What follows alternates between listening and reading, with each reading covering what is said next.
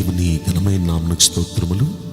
ఈ వాగ్దానం వింటున్న మీకందరికీ మన ప్రభువును ప్రియ రక్షకుడైన యేసుక్రీస్తు నామములో శుభములు, మా హృదయపూర్వకమైన వందనములు తెలియచేస్తున్నాం. ఈరోజు దేవుని వాగ్దానం ద్వితీయోపదేశకాండం 30వ అధ్యాయము 10వ వచనం. యెహోవా నీ పితరుల యందు ఆనందించినట్లు నీకు మేలు చేయుటకు నీ యందు ఆనందించి నీ వైపు మళ్ళును. ఈ మంచి వాగ్దానం మంచి దేవుడు మనందరి వినికిడిలో నెరవేర్చునుగాక. ఆమేన్. ప్రియ దైవ జనాంగమా, మన పితరులంటే ఎవరు? అబ్రహాము, ఇస్సాకు, యాకోబు, యోసేపు, దావీదు, మోషే, యెహోషువ, దానియేలు, షడ్రక్ మేషక్ అబేద్నెగో, ఇలాగండి మన పూర్వీకులు పితరులు చాలామంది ఉన్నారు కదా. వారందరి విషయంలో ఆయన మేలు చేతిలో చాలా ఆనందించాడు. మేలు చేతిలో ఆనందించడమే కాదు, వారి వైపుకు మల్లుకొని వారికి సమృద్ధిగా మేలు చేశాడు. అవన్నీ మనం చదువుకుంటూ వచ్చాం కదా. ఈ రోజున ఆయన మన వైపుకు మల్లుకుంటున్నారంట.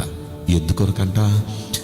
మన పితరుల విషయంలో మేలు చేతిలో ఆయన ఆనందంగా చేసినట్లు మన విషయంలో కూడా మేలు చేతిలో ఆయన ఆనందంగా మన వైపు మల్లుకుంటున్నారు. ఎంత సంతోషం అండి, ఎంత సంతోషం. నిజంగా ఆయన వాగ్దానం వింటున్న ప్రియ తల్లి, ప్రియ సహోదరుడా, మీ వైపే ఆయన మల్లుకుంటున్నారంటే మీ హృదయం ఆనందంగా లేదా? ఆయన మన వైపుకు మల్లుకొని మనకు మేలు చేతిలో ఆయన ఆనందిస్తాడంట. ఏమండి, ఈ వాగ్దానం నెరవేర్చాలంటే మనం ఏం చేయాలి? చక్కగా ఒక 3 మాటలు ఇందులో రాయబడినాయండి. మొదటి మాట ఏంటంటే, మనం యెహోవా వైపుకు మనం మల్లుకుంటే అప్పుడు ఆయన మన వైపుకు మల్లుకుంటాడు. అంటే మనం ఆయన వైపుకు తిరగాలి. ఆయన వైపుకు తిరగాలి. మల్లుకోవటం అంటే ఎలాగా? మనం ఆయన వైపుకు మనస్ఫూర్తిగా తిరిగితే ఖచ్చితంగా ఆయన మనస్ఫూర్తిగా మన వైపు తిరుగుతాడు. ఏదో వచ్చాం, ఏదో వెళ్ళాం అన్నట్టు కాదు, మనం ఆయన వైపు తిరగాలి. యెషయా గ్రంథంలో 55వ అధ్యాయంలో 7వ వచనంలో మనం చూస్తే అక్కడ అంటాడు, భక్తిహీనులు తమ మార్గములను విడవవలెను, దుష్టులు తమ తలంపులను మానుకొనవలెను. వారు యెహోవా వైపు తిరిగిన ఎడల ఆయన వారి యందు జాలిపడును. వారు మన దేవుని వైపు తిరిగిన ఎడల ఆయన బహుగా వారిని క్షమించును అనే మాట మనం చూస్తాం. ప్రియ దైవ జనాంగమా, మనం దేవుని వైపుకు మనస్ఫూర్తిగా తిరిగితే ఖచ్చితంగా మనల్ని చూడగానే ఆయన జాలి పడతాడంటండి. అయ్యో బిడ్డ, ఎన్ని దెబ్బలు తింటూ వచ్చావు, ఎన్నాళ్ళు ఎన్ని శ్రమలు పాలయ్యావు, ఎన్ని బాధలు పడ్డావు అని ఆయన వైపుకు తిరిగిన మనల్ని చూచి జాలి పడతాడంట. జాలిపడి మన మీద వ్యతిరేకంగా ఉన్న ఆ పాపాలు, మనకు రుణంగా ఉన్న ఆ దోషాలు, వాటన్నిటినీ ఆయన క్షమిస్తాడంట. ఒక మాట తెలుసా? మనం అనుభవించిన కష్టాలకు, రోగాలకు, సమస్యలకు అన్నిటికీ కారణం ఆ పాపాలే, ఆ శాపాలే మనల్ని పీడించినాయండి. ఆ దోషాలే మన మీద వ్యతిరేకంగా పోరాడిని. వాటన్నిటినీ ఆయన క్షమిస్తాడంట. ఎప్పుడు క్షమిస్తాడండి? మనం మనస్ఫూర్తిగా ఆయన వైపుకు మళ్ళుకొని, అంటే ఆయన వైపుకు తిరిగి, ఆయన వైపుకు మనం తిరిగితే ఖచ్చితంగా ముందు మన మీద జాలి పడతాడు, మనల్ని బహుగా క్షమిస్తాడు. క్షమించాడు, మన పరిస్థితులన్నీ మారిపోతాయి. మనల్ని క్షమించడమే కాదు, మనకు మేలు చేయటంలో ఆయన ఆనందపడి ఆనందంగా మేలు చేస్తాడు. మీకు ఒక ఉదాహరణ చెప్పిన, బైబిల్ గ్రంథంలో తప్పిపోయిన కుమారుడు మనందరికీ తెలుసు. తండ్రిని దుఃఖపెట్టాడు, బహుగా దుఃఖపెట్టాడు, అవమానపరిచాడు. తండ్రి దగ్గర నుండి తన ఆస్తి భాగం తీసుకున్నాడు, దూరదేశం వెళ్ళిపోయాడు, దుర్వ్యాపారంలో మొత్తం పాడు చేసుకున్నాడు, సర్వనాశనం చేసుకున్నాడు. ఎంతో పేషెంట్ లాగా అయిపోయి బలహీనుడిగా ఇక నా తండ్రి దగ్గరికే వెళ్ళిపోతాను అని గుండెల్లో పశ్చాత్తాపంతో నా తండ్రి కాళ్ళ మీద పడిపోతాను, ఇక నా తండ్రినే క్షమాపణ అడుగుతాను. తండ్రి, నాకు అంత అన్నం పెట్టి తండ్రి, నువ్వు ఏ పని చెప్తే ఆ పని చేస్తాను. నీ కొడుకుల్లో ఒకడిగా నన్ను చేర్చుకునే అర్హత నాకు లేదు తండ్రి, నీ కూలి వాళ్ళు ఒకడిగా నన్ను చేర్చుకో తండ్రి, ఆ నా తండ్రి కాళ్ళే పట్టుకుంటానని మనస్ఫూర్తిగా తండ్రి వైపుకు మళ్ళుకున్నాడు, మనస్ఫూర్తిగా తండ్రి వైపు తిరిగాడు.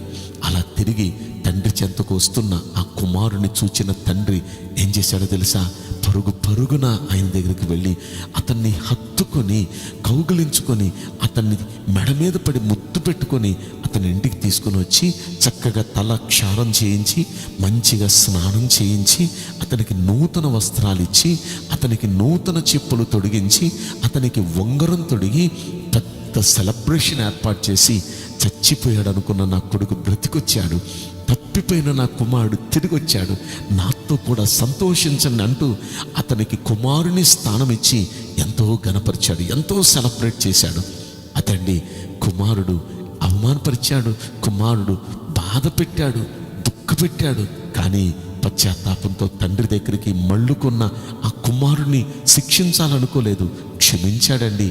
క్షమించటమే కాదు, మేలు చేశాడండి. మన దేవుని మనస్తత్వం అలాంటిది అని ఆయన ఈ ఉదాహరణలో మనకు తెలియపరిచారు. నిజంగా ఈ రోజున ఈ వాగ్దానం వింటున్న ప్రియ దేవుని బిడ్డలారా, మనస్ఫూర్తిగా ఆయన వైపుకు మళ్ళుకొని ఇక మళ్ళీ వెనుతిరగనయ్యా, నేను మనస్ఫూర్తిగా నీ వైపు తిరుగుతున్నాను.